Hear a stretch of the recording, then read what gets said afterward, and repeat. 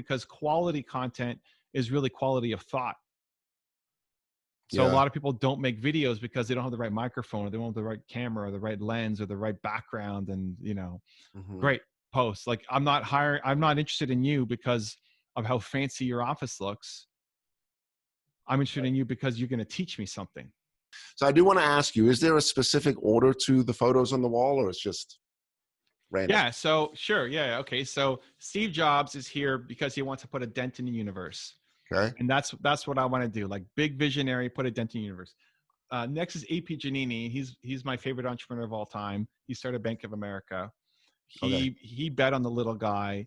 He was the believe banker. He gave money to Walt Disney when everybody thought Disney was crazy, and lent money off of a handshake and a look in the eye. If you can imagine a banker giving you a loan based off of a handshake and a look in your eye. So, you know, it's like only that way in today's age, in 2020. It's like not right. Like, not possible. So have a big vision from Steve Jobs. The vision is to help entrepreneurs. Well, how do I help entrepreneurs? Well, I want to help them believe in themselves more, because that's from my parents here. So then we have Howard Schultz and Kanye West on there. And if the audio's cutting out, let me know. That's okay. I got you. Howard Schultz he started Starbucks. Yep. And why he's on there was there's this one speech that he was doing, a shareholders event. And somebody said, Howard, why are we supporting same-sex marriage? Starbucks was one of the first big companies to support same-sex marriage with their employees and give them benefits. And he said, because we see the world through the lens of our people, not through just making money. If you don't like the returns you're getting on Starbucks, feel free to sell your shares and go buy something else. Which, for a CEO of a publicly traded company, you never hear that. Sell your shares and go buy something else? Yeah. Would never happen. So, you know, what do I believe? I believe and believe from my parents, and then it's standing up for your beliefs, which is why Howard is there. And then the last one is Kanye West, and that's an interview that he did on a radio station where he said, the time is now to be the greatest you. The time is, like, I don't want to sit inside of a corporation for the next 30 years. It's like, right now I got to go do it. So the order becomes like, have a big vision, you know, bet on entrepreneurs through belief, stand up for that belief, and then the time is now. And that happens super quick when I walk into the office, but that's the quick story behind it. Yeah, man, I love that, you know, just surrounding yourself by sort of, you know, things that promotes and get you to think in certain ways. So here's another question. So I see Steve Jobs there on the other wall, but is there room for more people, and who's next on the wall? I don't know if I can add more people. I've switched up my camera angles over the years, where I put, there's the mannequin of the guy wearing my suit. I got that idea because on Arrow, if you ever watch Green Arrow, yeah, for sure. When they're in their base, they take off their outfit and they put it on a mannequin. Right. And I've always told myself, I feel like I'm a superhero when I put this on, off to go, you know, change the world. So I need my own mannequin. Cool. in this is my lair. I'm Batman. I used to say I'm Batman, but whatever. Green Arrow works too. I'm probably gonna fill the wall with the YouTube. Like, we already have 4 YouTube plaques, and now the other channels we got 2 that are gonna cross 1 million relatively soon, and a bunch of others that are gonna hit the 100K mark. So I might just fill that wall with YouTube plaques. I don't know. I haven't figured it out yet. Amazing. Well, I'm gonna save that, because selfishly, that's where I wanted to go today, which is, you know, how do I become like you on YouTube? But we'll come back to that question. But I do want to ask you something. I heard a story about how you started this top 10, and it started with a bet with your friend. So tell us about that. So Kanye was the first one that I did a top 10 on, and this was I don't know, 4 or 5 years ago, maybe. Where my friend, a close friend of the channel, Mark Jager, has been my friend for, you know, decade plus, wrote a blog post about Kanye West and Taylor Swift and how he interrupted her. And it's like years after the whole thing happened. Like, why are we still talking about this? And it bothered me that people weren't willing to learn from Kanye West, that we only look at him as a negative influence. Just like, hey, your dad, you may not like everything about your dad, but if I can learn one thing from him, that makes me better. I love learning the positive side from people and just disregard the stuff that doesn't serve me. And I wanted to spread that. So I said, you know what, Mark, Kanye's won more Grammy Awards than anybody at his age in history. He's successfully moved from being a producer to a rapper to an entrepreneur. You can learn from him. And so I threw away my calendar for the day and just made a top 10 rules on Kanye West. It was never supposed to be a series or anything else. It was just my friend Mark Jigger needs to watch this video because he has to have some respect for Kanye West. That was it. That was the whole intention. And then we put it up and it did well. And then people said, you should make this a series. Like, oh, okay. That wasn't really what I was trying to do. Yeah. Who do you want me to do next? And they said, well, do a Jeff Bezos and do a Jay-Z and it's like, okay. I mean, I guess there's enough to be able to do it on these people. And so that was the start. Cool. Yeah. And now it's been a pillar for your business. It's definitely been an iconic part of the brand as we've grown.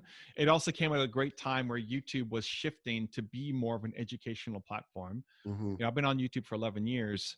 And at the beginning, YouTube was nobody would watch. If you put this video, an hour long interview on YouTube, like you would just die. Nobody would go. It was man falls down icy staircase and just little meme videos, not educational. Now, if you're in education, you have to be on YouTube. It's the place people go to when they're trying to find a solution. So that was when it was starting to shift as well. So I was hitting it, I guess, at a good time. I'm not smart enough to know that like this is where it's going to go. Right. I didn't predict this or anything, but it started to take off and really just following my heart. It was a distraction project. I had other stuff to do that day, but my friend Mark, bothered me so much with that blog post that now I'm throwing away my day to make this one video just for Mark. Right. And where's Mark today? Is he still a buddy? Yeah. We have a podcast together. He's actually grown closer as a friend over the years. So that, and he knows that I mentioned him in these stories. It's a fun look backwards. Amazing. So you mentioned a podcast. Do you have a podcast or you're just on YouTube? So I have a podcast with Mark that we co-host, and he takes care of all of the posting and all that stuff. Otherwise, no. Like I don't take my videos and put them to a podcast form. And people say, why? Well, I'm a visual learner, so I'd much rather see videos. And there's still just so much opportunity inside of YouTube before I have to worry about anything else. So podcast I don't listen to a single podcast, none, because audio is the hardest way for me to learn.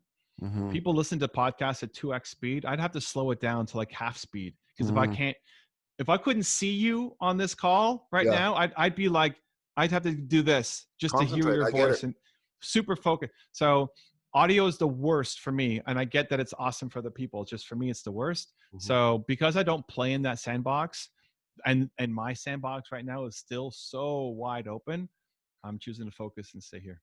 Cool. So let's switch over to YouTube. I'm in the midst of building up YouTube, as you know. Best practices. How do I get my channel going? How do I scale it? So first off, who are you trying to serve with your audience? Like who are you connecting to? This is a very big question that we have at Witz, which is we have a wide audience, and we have tried to create this profile a lot of times. And I think, historically where we do training, as much as we've done it, call it from a corporate and an individual standpoint, people come in for different reasons. But I hear the point, which is identify the target audience. Okay. So it's understanding next that if you want to have a big YouTube channel, it's got to go to beginner. You got to go back to basic stuff. Okay. If the goal of the YouTube channel is just to be lead flow for your high-end business, you could talk about more advanced stuff. It's just going to go over most people's heads. If you think about the work you actually do with your clients, if you recorded that and put it public, most people would have no idea what you're talking about. Right. Because you're coming in at such a high level, but that person keeps up with you, right? YouTube and any social media is, if you want big audience, you want to get 1 million subscribers, you got to cater to absolute beginners. Okay.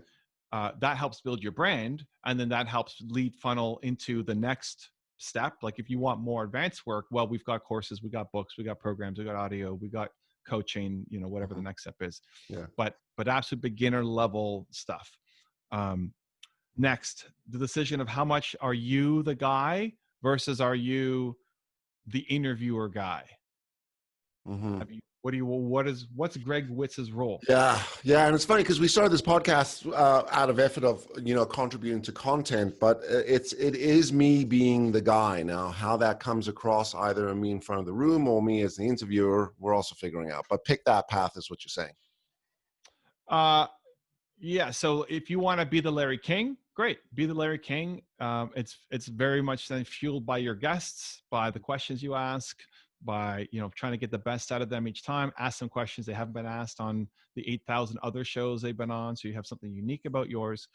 But Larry King, we don't know what Larry King stands for, or like who is he? What are his thoughts? I don't know, but he's a great interviewer. So that's a great way to build it up. But if you want to be known as the guy, like, no, I'm Greg, and I'm an expert. I can change people's lives. I got some shit to share. Yeah, I got some stuff to share too. Right. So then it's okay. Well, where are we seeing you, in what format? That, especially at the beginning, making it easy to create content, and reducing the production quality, because quality content is really quality of thought. So a lot of people don't make videos because they don't have the right microphone, or they don't have the right camera, or the right lens, or the right background. And great posts. Like, I'm not interested in you because of how fancy your office looks. I'm interested in you because you're going to teach me something. Right? Now, if you're a videographer, if you're a graphic designer, if like that's your business, then yeah. If you're a videographer and your reel sucks, you're not going to get hired. Right. But understand why people are watching you. It's for the knowledge exchange that you're going to give them. So that's above all else. Hey, I'm Greg Witz. Thanks so much for coming and checking out the video. If you like that video, you're going to love the next one. So I'd highly suggest that you click this video over here. And don't forget to subscribe and share.